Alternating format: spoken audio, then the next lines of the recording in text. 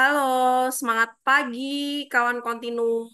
Kembali lagi bersama saya Velia Pratikasari, Business Development Continuum Indef, bersama narasumber yang spesial pastinya pada episode ketiga kali ini, Pak Eko Listianto sebagai Direktur Pengembangan Big Data Indef.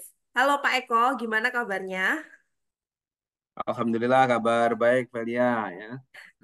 Terima kasih nih atas Ya, undangan dan waktu yang untuk kita ngobrol ya.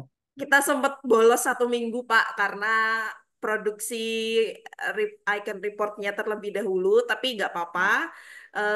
Pastinya kawan kontinum di sini sudah menunggu-nunggu episode episode ketiga kali ini, dan pastinya episode ketiga kali ini kita membahas hal yang berbeda, yaitu kita akan membahas satu tema yang diangkat spesial di Icon Report ke-13. Sebelumnya, kawan kontinum di sini, kalau ingin subscribe Icon Report kita, kalian bisa menuju sosial media kontinum, dan di situ bisa klik link di bio dan bisa klik subscribe. Maka teman-teman setiap bulan akan mendapatkan report secara gratis yang dikirimkan melalui email mengenai isu-isu perekonomian yang dikemas yang dikemas menggunakan metode big data.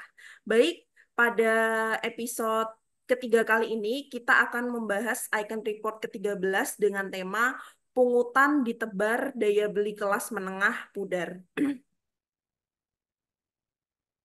Jadi Pak Eko, di sini Icon Report yang dibahas oleh Kontinum membahas tentang kondisi ekonomi kelas menengah terkini, Pak Eko, di mana kelas menengah di Indonesia memiliki kontribusi yang signifikan terhadap Ya, ekonomi dan perkembangannya. Berdasarkan komposisi PDB, konsumsi rumah tangga menyumbang lebih dari setengah dari PDB. Kelas menengah sebagai kelompok penduduk dengan jumlah yang besar dan pada umumnya membayar pajak, menjadi populasi dengan jumlah pajak terbanyak dibandingkan penduduk dengan status ekonomi atas dan bawah. Langsung saja, kita langsung menuju ke pandangan warganet terhadap potensi penghasilan mereka. Saya izin untuk share grafiknya. ya silakan. Baik, bisa terlihat, Pak. Ya, terlihat ini Oke. cukup jelas sih. Nah, Hmm. di sini eh, ada temuan dari tim Kontinum terkait pandangan warganet terhadap potensi penghasilan mereka, di mana mereka cenderung pesimis begitu. Eh, Bagaimana Pak Eko melihat fenomena yang sudah ditemukan oleh tim Kontinum di sini? Terima kasih Pak Eko. Mohon untuk diberi penjelasannya. Oke, baik Velia ya. Jadi kalau kita lihat ini sepertinya data-data terakhir lah ya, kira-kira bulan Juni begitu ya sampai awal Juli menggambarkan bagaimana kemudian warganet ini memiliki pandangan yang atau sentimen yang lebih negatif ya terhadap potensi penghasilan mereka ke depan begitu. Ini menggambarkan adanya tekanan terhadap penerimaan mereka ya atau pendapatan mereka begitu. Terlihat ya dari angka-angka ini di mana kalau dilihat trennya menurun begitu ya artinya banyak dari warganet ini yang mungkin juga eh, katakanlah menyampaikan aspirasi mereka atau unek-unek mereka mungkin ya, tweet mereka begitu bahwa Betul. pendapatan mereka ke depan sepertinya akan mengalami eh, kendala begitu ya atau tidak meningkat lah at least begitu ya karena gambarnya adalah lebih ke arah penurunan begitu ya atau ketidakyakinan mereka terhadap kenaikan pendapatan di masa depan ya. Ini tentu saja tidak lain berkaitan dengan aspek fenomena perlambatan ekonomi pada waktu ini ya. Kalau kita perhatikan triwulan 2 kemarin ya dibandingkan triwulan 1 ya itu sama-sama cut off-nya juga triwulan 2 itu bulan Juni, Vel. Jadi Iya, betul. sangat menggambarkan gitu ya. Dan ternyata memang pertumbuhan ekonomi sedikit melambat ya, dari 5,11 ya ke 5,05 begitu, dan terefleksikan ya dari keluh kesah warganet ini ya.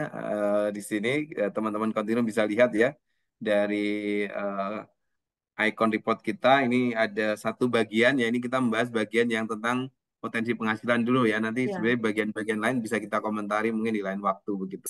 bahwa di bulan Juni awal sampai bulan Juni akhir eh, digambarkan pertumbuhan ekonomi melambat dari 5,11 sampai menurun ke 5,5. Dan di sini di grafik ini masyarakat juga menyampaikan keluh kesah mereka bahwa mereka merasa pesimis terhadap potensi penghasilan mereka ke depan. Begitu Pak Eko, ada tambahan mungkin atau komentarnya? Silahkan bisa dilanjut.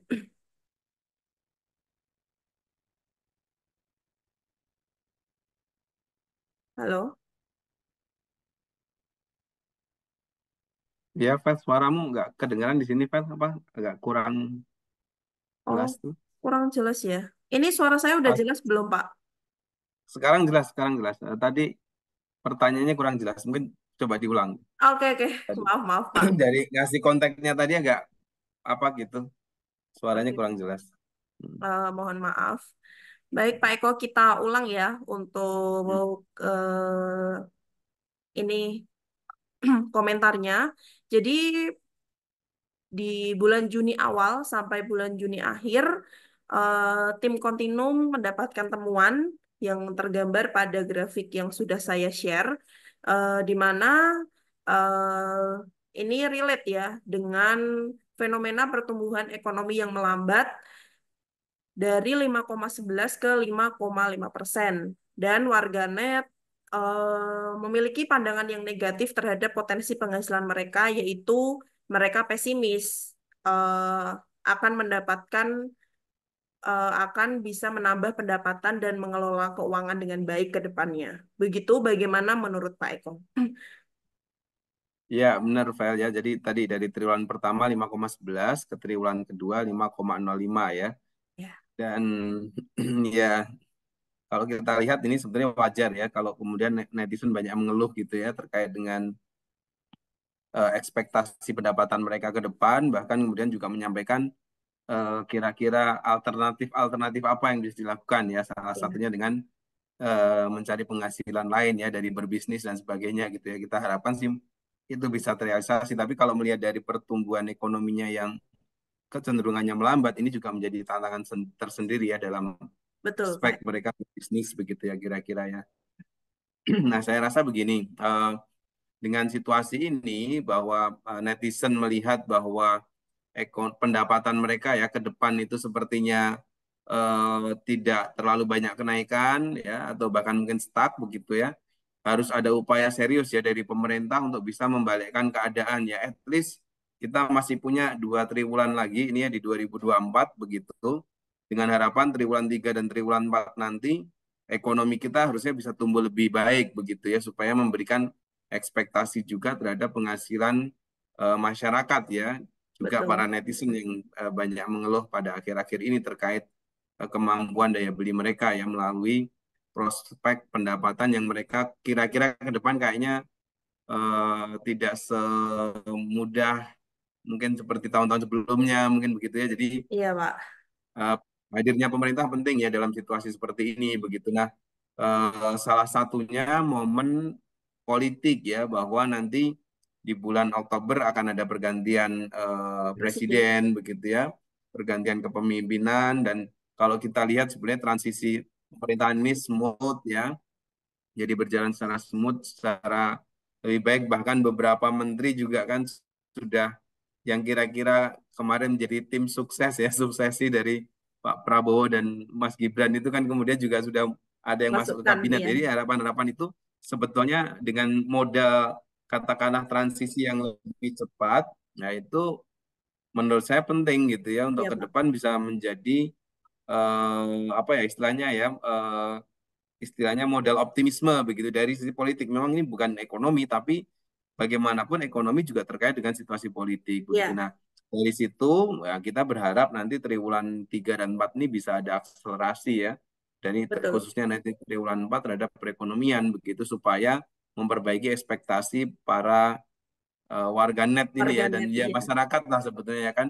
Ini mereka merepresentasikan ya Vel ya dari ada yang punya Twitter yang mereka nge-tweet dan kemudian sama teman-teman di Kontinum ya ditangkap sebagai Iya, sebuah fenomena begitu ya bahwa ada aspek potensi penghasilan mereka ya. Saya rasa ini menjadi indikator yang baik ya gitu ya, lebih kepada betul. aspek untuk melihat ke depan bahwa oke, masyarakat ada keluhan semacam ini, nah bagaimana kemudian kita pemerintah gitu ya bisa memastikan bahwa ke depan ekonomi kita bisa lebih baik Bu, ya dengan segala macam tadi ya transisi pemerintahan yang berjalan relatif aman begitu ya, terus kemudian juga mungkin kan nanti ada ekspektasi kabinetnya begitu ya, formasi dari kabinet dan di luar semua aspek itu kalau kita lihat perkembangan terbaru sebetulnya ada momentum suku bunga ya, mungkin kemungkinan triwulan 4 akan jauh lebih mungkin bisa turun begitu ya dan itu harapannya bisa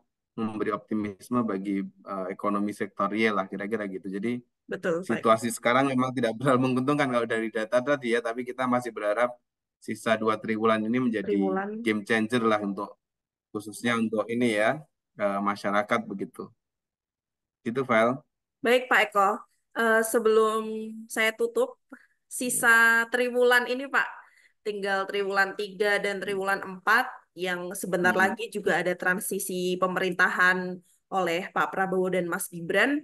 Mungkin Pak Eko sebagai ekonom bisa memberikan saran terhadap pemerintahan ke depan seperti apa supaya sisa 2 triwulan ini, triwulan 3 dan triwulan 4 bisa optimal begitu pertumbuhan ekonominya sehingga daya beli masyarakat juga bisa meningkat dan masyarakat bisa lebih optimis untuk menambah penghasilan mereka. Terima kasih Pak Eko. Ya, jadi mungkin sebagai penutup juga gitu ya bahwa Ya, yang diperlukan itu adalah eh, kebijakan yang tidak terlalu mengganggu sektor konsumsi ya karena seperti yang diangkat di Icon Report 13 ini gitu ya bahwa banyak pungutan yang pungutan menyebabkan betul. kemudian kelas menengahnya itu menjadi ini terganggu gitu ya konsumsinya. Iya, Nah, bagaimana kemudian pemerintahan baru nanti harusnya ya jangan main shortcut gitu ya tiba-tiba pokoknya gimana penerimaan negara bisa naik gitu ya pungutan ini pungutan itu jangan ada kalau menurut saya jangan ada yang hal yang baru lah gitu ya bukan berarti nggak ada kalau nggak ada ya kan nggak ada penerimaan negara gitu tapi maksud saya ditunda dulu lah ya beberapa aspek yang bisa kita kira menggerus optimisme konsumsi masyarakat gitu kalau itu bisa dilakukan sih saya rasa sudah memberikan angin segar ya bagi dunia bisnis dan bagi konsumsi khususnya kelas menengah begitu dari situ nanti mulai terbangun perubahan ekspektasi ya eh, bisnis jadi lebih ini lagi gitu ya lebih menggeliat lagi begitu karena ternyata pemerintah juga punya concern untuk bisa memperbaiki daya beli dan juga meningkatkan inilah ya kira-kira attractiveness gitu ya dunia usaha kira-kira gitu ya jadi menurut saya memang beberapa ide untuk sekedar nyari pungutan sana sini untuk penambahan penerimaan negara mungkin di pemerintahan berikutnya harus lebih diperhatikan lebih jauh ya supaya baik. itu tidak sampai menghit kepada kelas menengah dan kepada daya beli masyarakat terlalu jauh gitu kira-kira gitu Pak. Oke. Baik, terima kasih Pak Eko. Sudah tergambarkan ya. Eh, Jadi bisa disimpulkan bahwasannya transisi pemerintahan ke depan di sisa 2 kuartal lagi, di situ mungkin kita bisa memperbaiki atau kita bisa optimis terlebih dahulu supaya peningkatan terjadi peningkatan ekonomi dengan cara pemerintah bisa menunda dulu aspek-aspek kebijakan yang menggerus optimisme masyarakat, seperti pungutan-pungutan. Nah, sehingga masyarakat ini bisa terjadi perubahan ekspektasi dan mereka juga bisa lebih menggeliat dan memperbaiki aktivitas di dunia usaha, sehingga pertumbuhan ekonomi bisa meningkat kembali. Nah, di situ nanti mungkin bisa nanti menyesuaikan kebijakan-kebijakannya ketika optimisme itu sudah tercipta terlebih dahulu. Begitu ya Pak. Yang penting kita optimis terlebih dahulu Ya, kira-kira. supaya masyarakat ini ekspektasinya tuh juga berubah lebih baik gitu. Karena kan di data sebelumnya kita melihat mereka itu sangat pesimis gitu untuk ke depan. Ya, Baik, terima kasih Pak Eko. Kita singkat sama-sama saja. dia. Kita singkat saja karena nanti juga di icon ini akan ada dibahas lagi begitu. Ada eh, tema-tema lain di episode selanjutnya. Dan terima kasih juga untuk kawan Kontinum. Terus stay tune di YouTube Indef setiap hari Senin. Insya Allah akan selalu kita upload terkait isu-isu kebijakan melalui metode Big Data dengan narasumber yang sudah berpengalaman di bidangnya. Sekian yang dapat saya sampaikan dari episode ketiga kali ini. Semoga episode ketiga kali ini bisa memberikan manfaat, memberikan gambaran untuk para pemirsa ke depannya. Terima kasih juga untuk Pak Eko. Wassalamualaikum warahmatullahi wabarakatuh. Saya izin tutup. Waalaikumsalam warahmatullahi wabarakatuh.